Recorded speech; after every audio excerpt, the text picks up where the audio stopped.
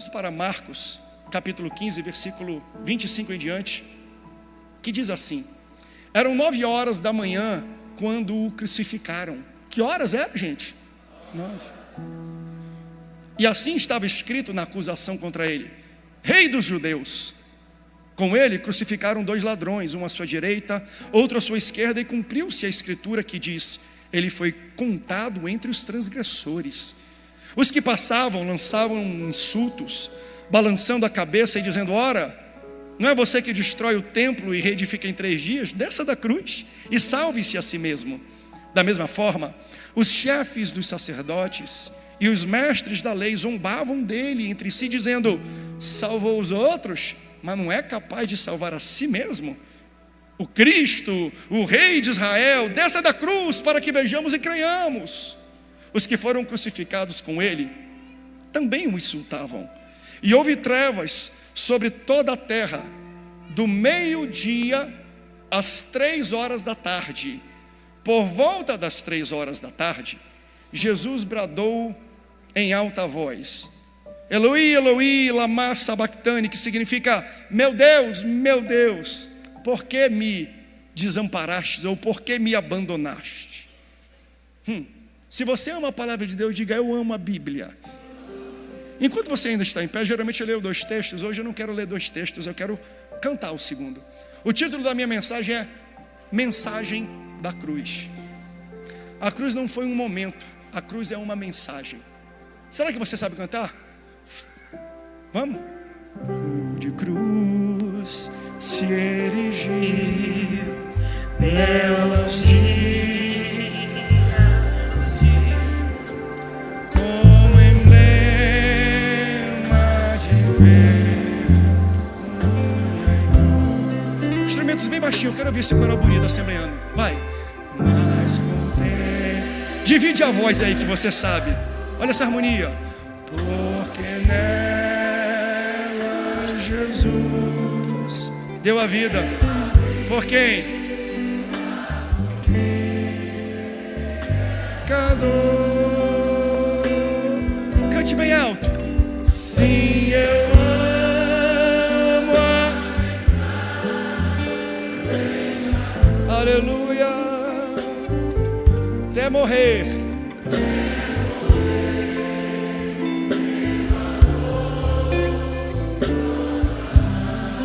Tem mais alguém que vai levar junto comigo essa mensagem? Diga.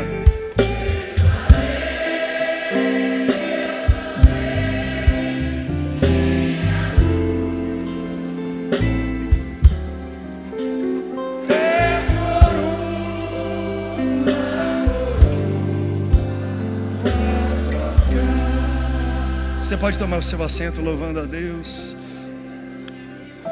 Se você gosta de anotar, escreve assim: o pastor hoje vai pregar sobre a mensagem da cruz. Na última mensagem que eu ministrei aqui, eu falei sobre a entrada triunfal de Jesus em Jerusalém. Jesus chegou no domingo de Ramos. Pegavam então folhas de palmeiras e falavam: Hosana, Hosana ao rei. E Jesus entrava montado num jumentinho e seus pertences em uma jumenta. Assim ele entra em Jerusalém, conforme foi profetizado pelo profeta Ezequiel. Ele vem num veículo desconfortável, porque a sua missão é desconfortável. Jesus usa os veículos desconfortáveis para nos condicionar para as condições da nossa missão. Ele entra num domingo, quinta-feira seguinte existe o Getsemane. Ele é preso no Getsemane. Já na madrugada de sexta, julgado, e sexta, crucificado. E conforme nós lemos, crucificado às 9 horas da manhã de sexta-feira. Sexta-feira santa. Santa, pastor? Isso aqui foi desesperador, foi uma sexta-feira de horror. O título, a identidade de Sexta-feira Santa, veio depois pela cultura e pelo entendimento do que aconteceu no domingo. Domingo de quê? De ressurreição. Domingo de vida, domingo de esperança, domingo de poder, domingo de glória. Então foi o domingo que deu significado e identidade para a sexta-feira, que era para ser de desespero e de horror, se tornou santa, se tornou agradável, se tornou boa por causa do domingo.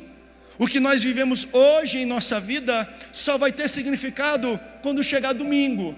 Não o domingo do culto, mas também pode ser com o do culto. O que eu estou falando é que a vida, ela vai ser vivida olhando para frente, mas ela só é entendida olhando para trás. Enquanto nós estamos vivendo a crucificação e o Calvário, a gente não entende a dor, a gente não entende a agonia. Mas quando vem a ressurreição, nós vamos entender o porquê nós subimos na cruz do Calvário. Então tudo que nós vivemos hoje talvez só vá fazer sentido quando tiver uma resolução lá na frente, quando tiver vida lá na frente, quando tiver a intervenção de Deus lá na frente. Você vai olhar para trás e vai falar assim: agora eu entendi por que eu precisei passar por tanto sofrimento. A vida só vai ser entendida quando a gente supera alguns problemas, algumas dores, e a gente olha para trás e a gente entende a intervenção de Deus. Então veja, um domingo de Santa Ceia, ele tem que ser olhado também de uma forma diferente. Não apenas, embora a gente fale para o texto, façam isso em memória de mim, não é apenas para a gente relembrar o que Jesus fez, mas por que Ele fez. Eu volto a dizer isso, porque é o título da minha mensagem, porque eu amo a mensagem da cruz. A cruz não foi um momento, a cruz foi uma mensagem. E a mensagem da cruz, ela não nos diz, ou não é inerente apenas àquilo que Jesus diz. Quando a gente lê a Bíblia, quando a gente enxerga a vida de Jesus, a gente vai aprender muita coisa com o que Jesus fala, mas a gente vai aprender muita coisa com o que Jesus faz. Se a gente só dá ouvidos para o que Jesus fala, já é bom bastante, já é maravilhoso. Mas se a gente for mais atento e começar a observar o que Jesus faz, a gente vai ter um aprendizado, para mim, mais completo. Porque a cruz, para a gente, é um colégio. O sofrimento de Jesus, para a gente, é uma escola. As adversidades de Jesus, para mim, é uma universidade. Jesus, quando ele sobe na cruz, mesmo não falando algumas coisas, embora existe diálogo, existe fala, e nós vamos aprender com as falas de Jesus na cruz, mas nós vamos aprender com o comportamento dele na cruz também. Quando Jesus está pendurado na cruz, existe uma riqueza tão grande, gente, de ensinamentos. Pastor, qual é o ensinamento? O que eu aprendo com Jesus pendurado na cruz? Eu aprendo como eu devo me comportar quando eu me sinto abandonado por Deus. Quando Jesus está na cruz, ele dá uma aula para a gente, porque ele fala: Deus meu, por que tu me abandonaste? E uma riqueza ao ler esse evangelho escrito por Marcos, que eu percebi, depois fui nos outros evangelhos e falei: olha que interessante, quando nós notamos algo que existe só em um dos evangelhos e não existe em outros, e a gente investiga, é porque existe um ensinamento muito grande. Veja, todos os evangelhos descrevem a crucificação de Jesus, mas só no evangelho de Marcos tem o tempo da crucificação. Nenhum deles se ateram com o tempo que Jesus sofreu. Eles descreveram o sofrimento, mas não quanto tempo Jesus ficou sofrendo. Nós lemos no texto aqui, eu pedi para vocês repetirem: às 9 horas da manhã penduraram Jesus na cruz, e quando era 3 horas da tarde, Jesus ainda estava pendurado lá. Jesus morreu para te salvar, mas ele ficou pendurado para te ensinar.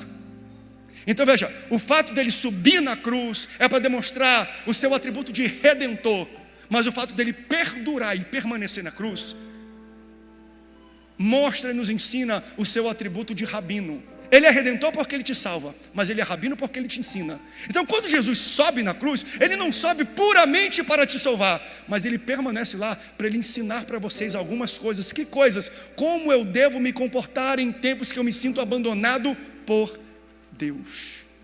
6 horas de agonia e de dor, que não era a sua agonia, não era a sua culpa, era a minha culpa, era a sua agonia que foi colocada sobre Jesus.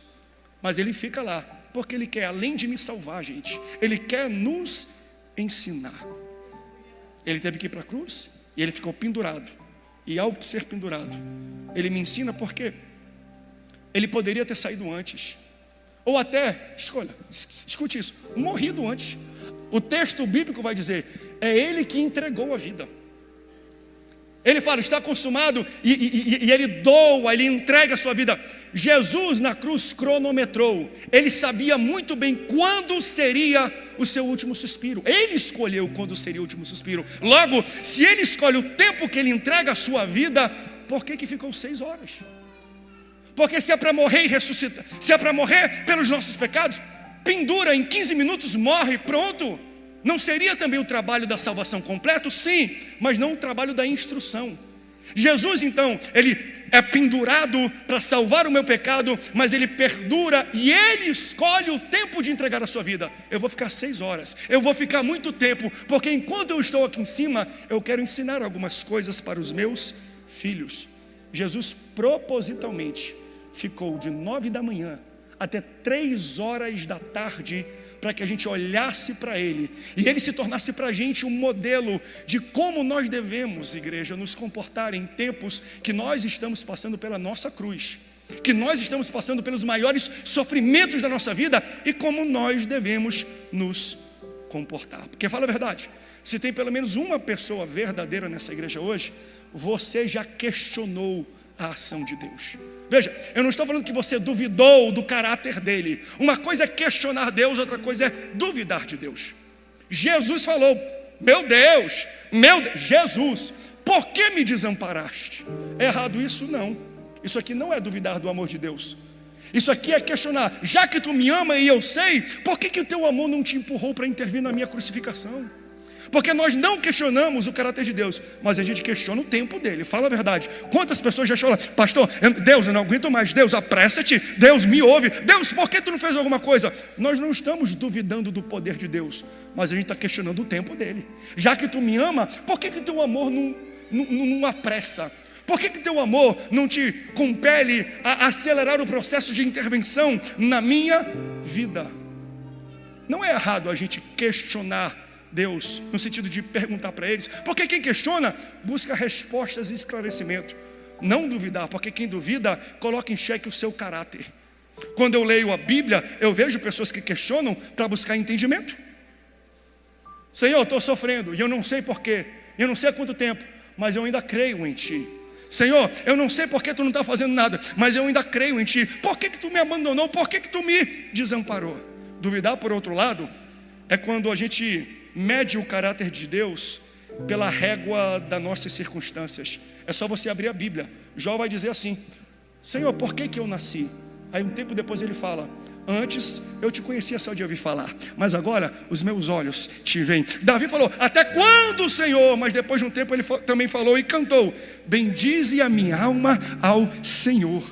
Abacuque questiona, até quando os nossos inimigos, até quando nós, teu povo, sofrerá na mão dos teus inimigos? Mas um tempo depois ele fala, ainda que a figueira não floresça, eu me alegrarei no Deus da minha salvação. São homens de Deus que andavam com Deus, que perguntaram, que questionaram, não duvidaram do amor e do caráter dele, mas da celeridade e do tempo de Deus. Porque quando eu pergunto, amando a Deus, quando eu questiono a Deus, isso vem proveniente de um coração que confia mesmo sem entender. Quando eu duvido, é quando o meu coração só confia quando entende. Deus nos chamou para você entender o que você está passando. Fé é isso, é o firme fundamento das coisas que se esperam e a certeza daquilo que não se vê. Se você tem fé, você tem certeza que Deus tem poder. Os planos dele são melhores do que os seus. Por mais que você não entenda, você confia. É errado eu questionar? Não, mas fala a verdade. 6 horas na cruz do Calvário? Porque quando eu estou eu estou a primeira hora, 9 horas, pastor, eu estou vivendo 9 horas da manhã. Senhor, eu sei que Tu me amas. Senhor, eu sei que Tu me sondas. Senhor, eu sei que eu estou contigo. 10 horas, eu estou contigo, ó meu filho. 11 horas, estou sentindo minhas forças indo embora. Meio-dia, você entende? Conforme vai apertando, vai passando o tempo, você está na cruz, você não vê intervenção, você não vê Deus falando contigo, vai mudando o teu louvor e a tua postura. Quando chega 3 da tarde, Senhor, não aguento mais, o que está acontecendo, Senhor? Faz alguma coisa, apressa-te para me salvar. Jesus é crucificado às 9 horas da manhã. Percebeu isso? Fica 6 horas e Jesus abre a boca para falar, Deus, meu Deus, por que me abandonaste? Qual é a resposta de Deus? nenhuma. Esse que é o dolorido. É quando a gente está com raiva, quando a gente não entende, a gente se direciona ao nosso Deus, e a resposta dele é o silêncio. A gente não vê sinal, a gente vai para a igreja e Deus não fala com a gente, Deus não usa profeta, Deus não toca as nossas emoções. Mas só que isso não é inerente só a você. Jesus passou por isso. Jesus viveu o maior sofrimento de cruz e por muito tempo. Logo, o fato dele estar pendurado na cruz por 6 horas e você entender que você está passando pela tua cruz, você tem que olhar para Jesus não só como um redentor, mas como um rabino. O que eu posso aprender com as atitudes e comportamentos do meu Jesus pendurado na cruz do Calvário, para que no meu sofrimento eu coloque isso em prática? A forma como eu li isso aqui, preparei, está mudando a forma de eu aconselhar, porque muitas pessoas vão me procurar daqui em frente, talvez não vocês, Deus já está me usando para falar, mas pessoas novas que vão falar: pastor, eu não estou entendendo por que eu estou sofrendo tanto, e eu oro a Deus e eu não ouço Deus falar nada. O que eu tenho que fazer?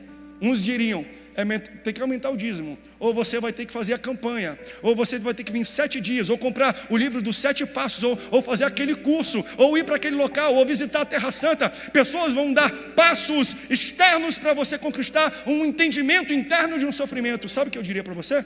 Já que você está sofrendo, olha para Jesus quando Jesus sofreu e aprende com Jesus com o que Jesus fez. Porque enquanto Jesus estava 6 horas sofrendo, ele questionou, ele conversou, ele fez algumas coisas. E hoje eu quero te convidar a gente olhar para Jesus, não vendo a crucificação como um todo, mas entendendo o que aconteceu nas 6 horas que o nosso Jesus Cristo estava pendurado no alto daquela cruz. Jesus é um modelo para a gente, como nós devemos nos comportar quando nós estamos sofrendo e aparentemente estamos no sentido abandonados por Deus. Sabe qual é a primeira coisa que Jesus faz? Fala para o teu irmão: Jesus trabalhou. Trabalha, irmão. Fala para a pessoa dela: trabalha.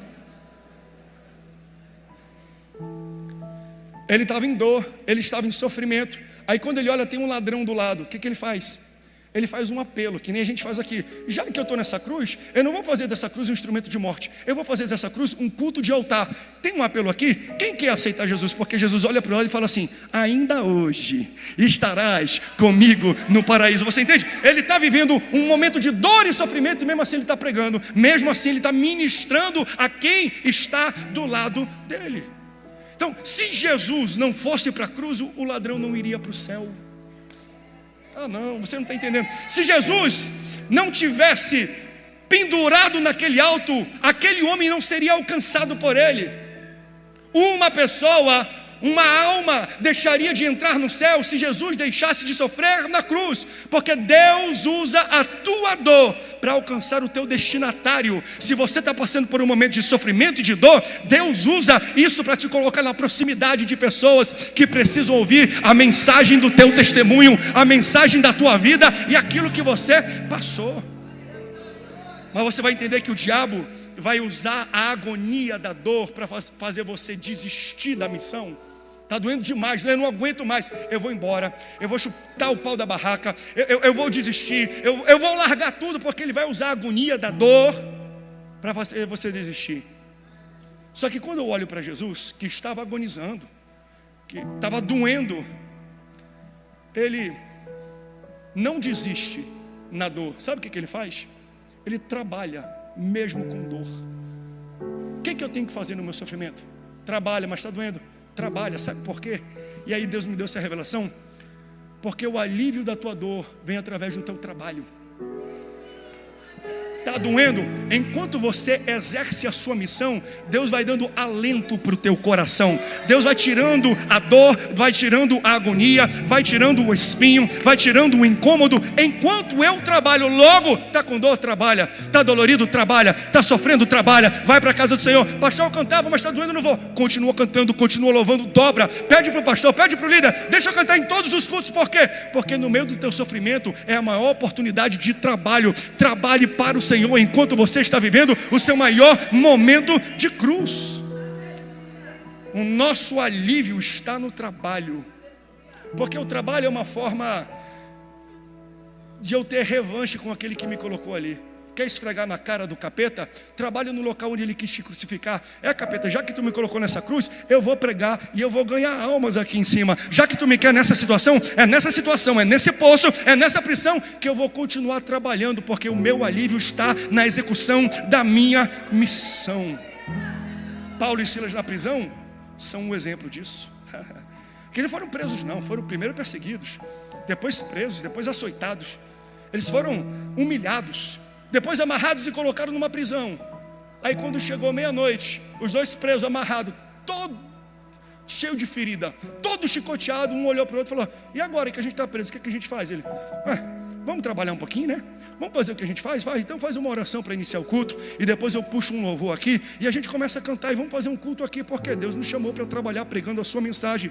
Está humilhado, está preso, está doendo, começa a cantar, começa a fazer um culto, começa a louvar, porque o texto fala que na meia-noite, aleluia, eles começam a cantar, e a prisão de todos os que estavam presos foram abertas. Olha que interessante, não foi só deles, foi de todo mundo. Por que foram abertas todas as prisões? Porque eles estavam próximos de alguém que aprendeu a trabalhar no meio da dor. Então você entende que todos aqueles foram libertos por causa do trabalho deles dois. E eles só estavam na prisão por causa da dor.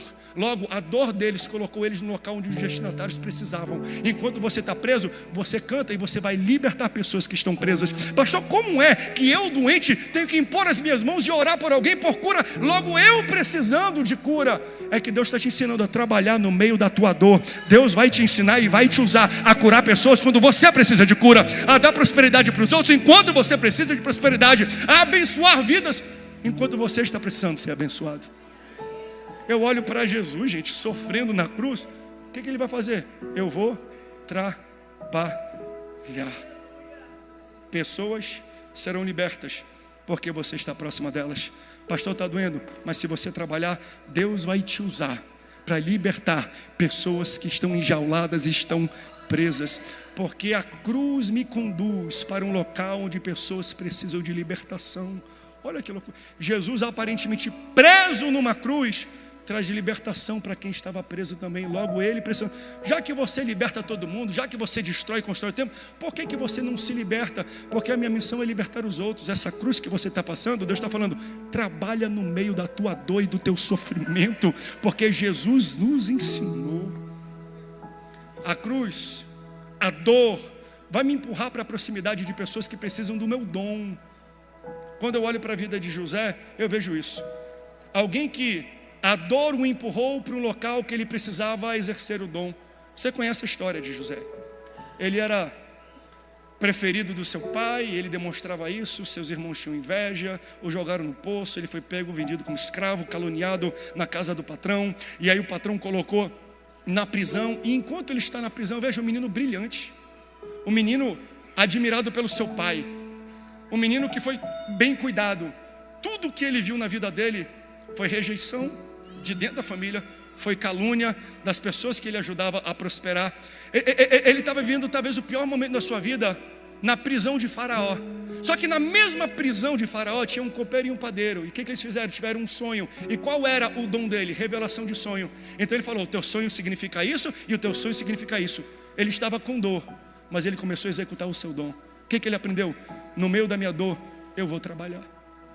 Não é porque tu está na prisão que tu não pode pregar.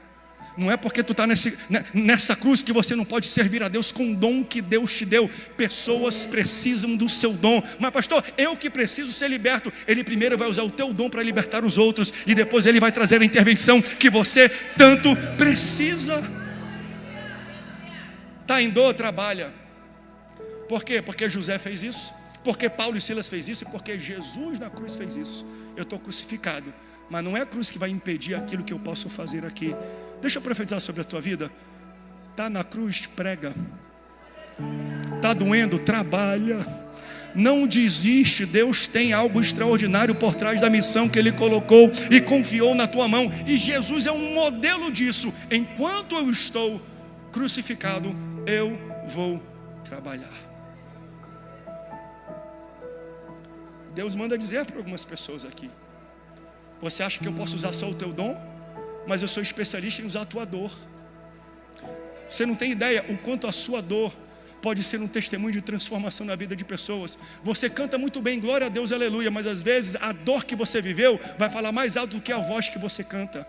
Porque Deus, Ele usa pregos mais do que pregações. Ele usa marcas mais do que mensagens. Eu estou pregando isso aqui para alguém. Ele usa o teu algoz mais do que a tua voz. Logo, quando a gente fala assim, Deus me usa, quando a gente expressa e pede para Deus nos usar, o que nós estamos dizendo é, usa os meus dons e talentos. Mas Deus fala, eu vou usar o teu dom e o teu talento, mas eu também vou usar a tua dor. Ele quer usar o teu testemunho, meu irmão. Você entende isso? Mais do que subir e pregar. Aqui é bom porque é o ambiente. Eu estou pregando uma mensagem, mas se eu pegar essa mensagem, for no meio da praça e da rua, as pessoas vão olhar e vão ver eu conjecturando, puxando o texto daqui, Antigo Testamento, nem aí. Agora você falar, queridos, eu estava doente e Jesus me curou. Queridos, eu tinha uma filha que nasceu autista e não verbal. Todos os médicos diziam, é uma loucura você querer ter outros filhos, porque a propensão deles nascerem com o mesmo problema ou com as mesmas complicações é muito alta. E eu estou com 4 filhos e todos perfeitos, e a última fala mais e fala pela Bela, ela ajuda a Bela. O que eu estou falando para você é que quando a minha pregação não alcança o coração, eu tenho que mostrar os meus pregos, eu tenho que mostrar as minhas marcas. Quando o meu dom não abraça as pessoas, mostra a tua dor. Deus quer usar a tua dor. Trabalha no meio da tua dor. Não desiste se você estiver com dor. Diga assim, Jesus trabalhou. Olha a segunda coisa que Jesus fez enquanto ele estava pendurado na cruz. Ele adorou. Até eu fui pego de surpresa nisso aqui, embora estava na cara, mas sabe aquelas coisas que você não liga na Bíblia? O pastor adorou não, ele reclamou. Deus meu, por que me desamparaste? Ele está questionando o tempo de Deus. Não, Jesus não está reclamando não. Jesus está fazendo uma citação. Citação é quando eu repito a frase conhecida ou célebre de alguma pessoa. Que isso, pastor? Esse Deus meu, por que me desamparaste ou por que me abandonaste? Não foi Jesus que disse. Quem disse? O rei Davi. O rei Davi estava escrevendo o que nós chamamos de Salmo 22. Sabe como ele começa o Salmo 22? Deus meu, por que me desamparaste? Pastor, o que citação tem a ver com adoração? Simples. É só você entender o que é um salmo. E quem é dessa igreja sabe muito bem o que é o salmo. Sabe o que é salmo? É uma música. Quando ele escreveu Deus meu, por que me desamparaste? Davi não estava escrevendo um texto de leitura para eu pregar. Ele estava escrevendo um cântico com estrofes, com coro, com ritmo, com rimas, com vozes. Logo, ele estava cantando. Então Jesus, ao estar no alto da cruz e dizer Deus meu, por que me desamparaste? Jesus não estava murmurando, Jesus estava adorando. O que ele estava fazendo é, assim como Davi se sentiu quando ele escreveu isso, essa letra, essa música resume a dor e o sentimento do meu coração. Jesus estava cantando no alto da cruz e quando estava pendurado, gente. Pastor, mas isso é cântico? Eu e você temos esse cântico. É o que eu chamo de sofrência gospel. Eu tenho uma sofrência gospel. Não é sofrência quando eu digo rir, mas eu digo de maneira séria. Quando meu coração está ardido, quando meu coração está doendo. Cada um de nós tem uma música, tem um louvor preferido. Mas quando um negócio aperta para mim, tem uma música que eu canto que é assim, ó. Mestre, o vento balançou meu barco. Mestre, você pode cantar comigo? Estou na beira de um naufrágio. Eu canto isso para Deus. Olha o que eu falo. Tu não está vendo não, Deus? Eu questiono. Será que eu vou perecer? Eu falo isso. Deus, tu não está vendo não? Aí eu continuo. Sinto, olha o que diz. Na pele o frio desse vento. Não tenho nada para me cobrir. Eu começo a perguntar, será que tu não está me vendo?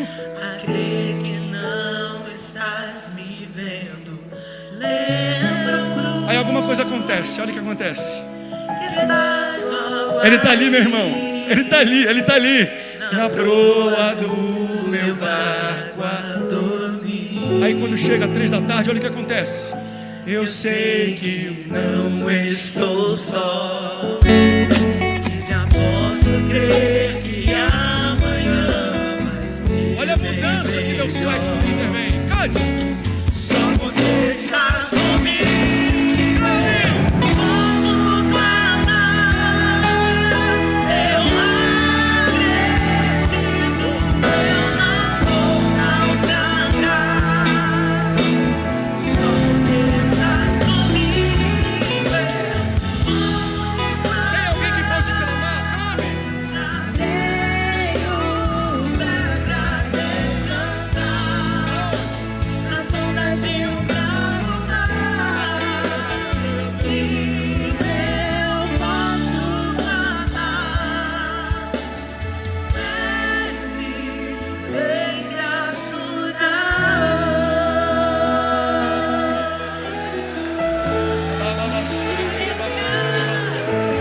Clame, clame, meu irmão, abre a boca, pode perguntar. Ele fala, eu posso clamar, Senhor, tu não está me vendo, Senhor, está frio, está doendo. Comece a clamar, pode clamar, mas não é uma reclama. Veja, Jesus não reclama, Jesus clama. Jesus puxa no alto da cruz um louvor. Aleluia. Por quê? Porque quando eu estou passando o maior momento de sofrimento da minha vida, qual é a postura que eu preciso ter quando eu sinto que Deus me abandonou? Eu tenho que adorar. Adore, meu irmão, abre a tua boca, cante, que você adore. Fala a verdade. Quando a dor está lá no fundo, tá a dor mais apertada que tem, a gente vem para a igreja e fala, Deus usa o pregador, Deus usa o testemunho, Deus usa alguém. E aí o pregador prega, não acontece nada, o testemunho vem, não acontece nada. E você vem semana após semana. Eu lembro de um grande poço da minha vida, e eu indo para culto, e botando pregadores para pregar, porque eu não estava nem em condições de pregar. Às vezes eu queria sentar e ouvir falando, Deus fala comigo, Deus fala comigo, Deus fala comigo. E Deus não falava. Senhor, eu estou na tua casa, estou na tua igreja, pregadores extraordinários, por que tu não fala comigo? Aí me veio isso aqui, quando começou essa mensagem a entrar no meu coração. Quando Jesus está na cruz, ninguém falou nada para ele, pelo contrário, caçoavam dele, mas ele teve a postura de adorar. Está doendo, pastor, e a sua mensagem não está alcançando o coração ou o local da minha vida que eu preciso. Se não está alcançando, é você que tem que abrir a boca e começar a clamar, porque a adoração atrai Deus. Fala a verdade. Eu creio que na adoração existe algo para mim que é difícil de explicar, mas eu vou exemplificar para você. Quando você adora, Deus te dá um método alternativo de libertação. É quando Deus te livra, mesmo você ainda estando preso. Jesus, ele está aqui cantando, mas está pendurado. Paulo e Silas estão cantando, mas estão presos. Você entende isso? É quando eu louvo, de alguma forma sobrenatural, Deus me liberta, mesmo eu estando preso diante das minhas circunstâncias. A melhor forma de eu tentar exemplificar isso para vocês é Sadraque, Mesaque e Abednego. Foram jogados numa fornalha de fogo ardente. Quando foram jogados, o rei Nabucodonosor olha e fala, não jogamos 3? Por que eu vejo 4 homens andando e o quarto tem a semelhança do Filho de Deus? Eu não vou entrar nesse tema, mas eu vou tocar aqui no assunto. É maravilhoso isso, né? Jesus vinha nascer lá no Novo Testamento, mas aqui ele vê Jesus andando com os meninos hebreus dentro de uma fornalha. Então antes de Jesus descer na barriga de Maria, ele desce na fornalha, porque quando Deus vê um filho seu em apuros, Jesus antecipa alguns planos, fala, não vou descer agora, eu vou intervir agora. Porque achei interessante, mas qual o cerne da minha questão? É que quando o rei Nabucodonosor olha, ele fala assim, nós não lançamos 3, por que ali tem 4? E ele fala assim, andando no meio da fornalha. Leia depois, eles foram amarrados nos pés, nos braços e jogados lá dentro. Mas quando ele olha para dentro da fornalha, eles estão livres andando. Está dentro da fornalha? Tá, mas eu já estou livre nela. Está no meio do fogo? Tá, mas eu já tenho liberdade. Eu já estou andando no meio da fornalha. Porque, veja, o louvor, ele me liberta mesmo eu estando preso. Não é esquisito a gente parar para pensar numa situação dessa? É o que aconteceu com Daniel na cova dos leões. Deus não impediu que ele fosse jogado lá dentro, mas Deus fechou a boca do leão lá dentro. Ele falou assim, ei, eu não vou te impedir de entrar na cova, mas eu vou entrar contigo lá dentro. Se eu não te livro da cova, eu te livro na cova. Ou é como diz também o salmista, 1000 cairão ao meu lado e 10.000 à minha direita, mas eu não serei atingido. Veja, ele não diz que Deus me tira da guerra, eu estou no meio dela. Tanto eu estou no meio dela, que alguns caem na minha direita, e alguns outros 1000 caem na minha direita, na minha esquerda, e outros 10.000 caem na minha direita. Eu estou no centro do tiroteio, mas nenhuma bala me atinge, porque quando Deus não me tira do meio da guerra, Deus entra no meio da guerra comigo. Quando Deus não me tira da cova, Deus entra na cova comigo. Quando Deus não me tira da fornalha, Ele manda Jesus para andar comigo dentro da fornalha. Quando eu estou numa cruz pendurado, Deus sobe comigo. Então quando eu louvo, eu convido Deus, e Deus me dá libertação dentro de uma prisão. Eu estou contigo, ó meu filho. Vamos cantar isso. Nunca te deixe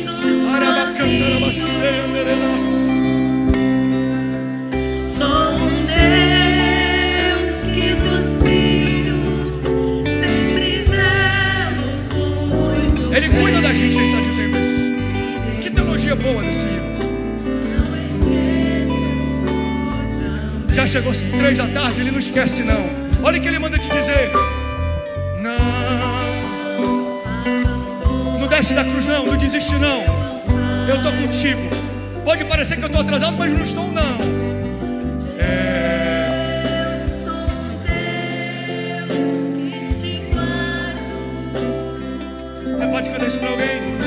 Eu te amo, pois provei Na cruz o meu amor e pra sempre serei. Vem.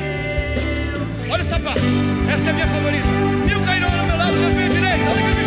Se entrares na batalha, Eu não tiro não, eu entro. Eu não arranco não, eu vou lá contigo. Ó, se tu pisar, nos espinhos, eu contigo pisarei.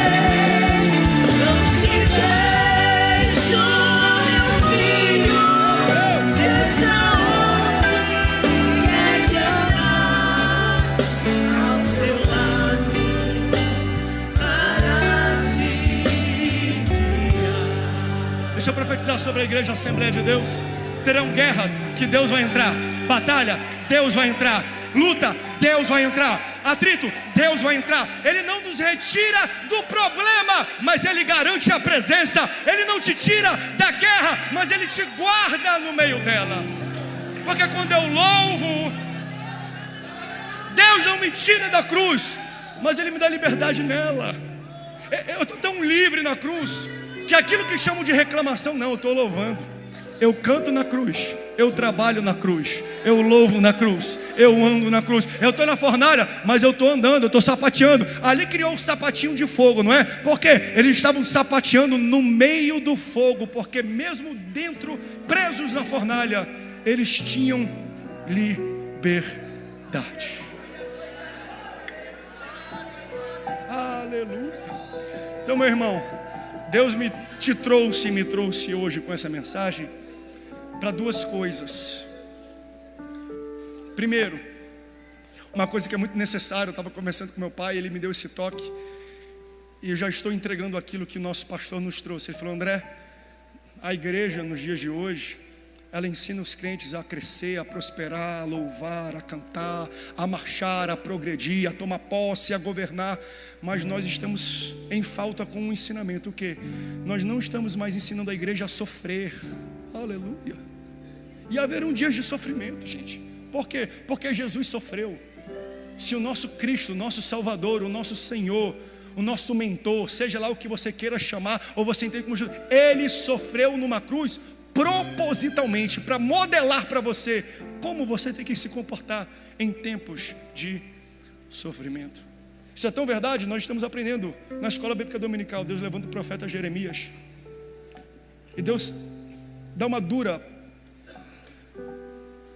missão para Jeremias. Jeremias é o profeta do exílio, está entrando em exílio o seu povo, e ele chega: Jeremias, vai para o povo e profetiza. Glória a Deus, palavra profética. Deus vai usar o profeta. Olha a profecia de Jeremias: ei, no exílio, podem ficar confortáveis, porque não vai ser rápido não, vai durar muito tempo.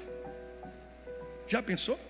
Você querendo ouvir de Deus uma palavra de libertação, e que Deus fala é: esse cativeiro vai durar muito tempo. Se vai durar muito tempo, aprenda a sofrer no meio do cativeiro. Porque o mesmo Deus que traz uma palavra de clareza e de verdade, vai durar tempo, também traz uma palavra de consolo. O pastor Vanderberg, que ele fala assim: eu bem sei os pensamentos que eu tenho acerca de vocês. Então ele traz a verdade, ele não maquia a verdade da palavra, mas ao mesmo tempo ele mostra o consolo que existe nela.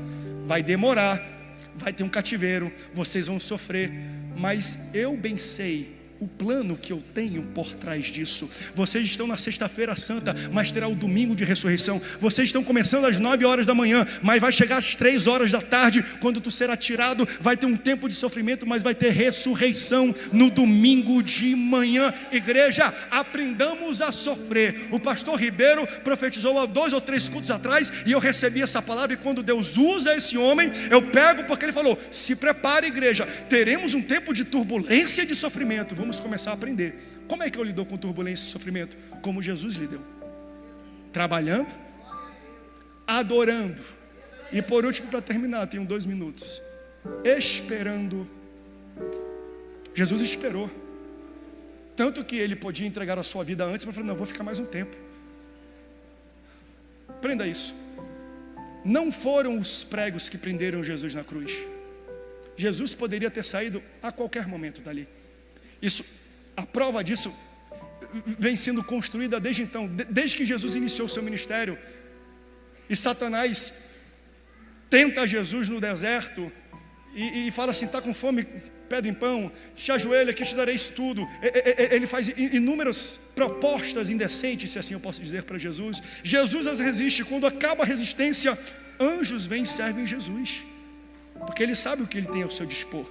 Tanto é que quando Pedro avança em cima daquele rapaz que está acompanhando os soldados que vêm prender, e arranca a orelha, ele bota a orelha de volta e fala assim: Pedro, bota de volta a espada, porque se eu quisesse, eu chamaria o Pai e ele mandaria aqui legiões de anjos para me salvar. Pedro, eu estou no controle dessa situação. Pode parecer que tem sofrimento, mas eu não perdi o controle. Então ele falou assim: eu poderia sair da cruz, mas eu esperei o tempo necessário. Por que Jesus esperou? Para ser o seu rabino e te ensinar como você precisa se comportar no meio do seu sofrimento. Trabalhando, adorando e esperando. Porque muitos aqui estão começando às 9 horas da manhã hoje. Não sei qual é a fase do sofrimento da cruz que você está vivendo. Outros já são 10, outros 11, outros já estão no meio-dia, outros 1, outros 2.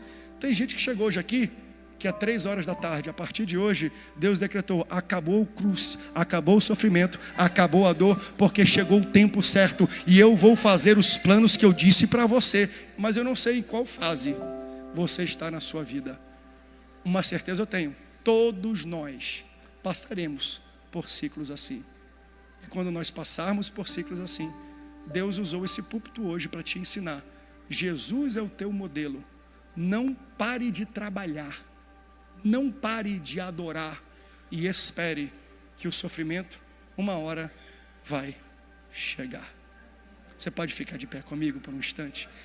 Eu vou chamar hoje, aleluia, aleluia. Eu quero chamar o pastor João e a pastora Alessandra hoje.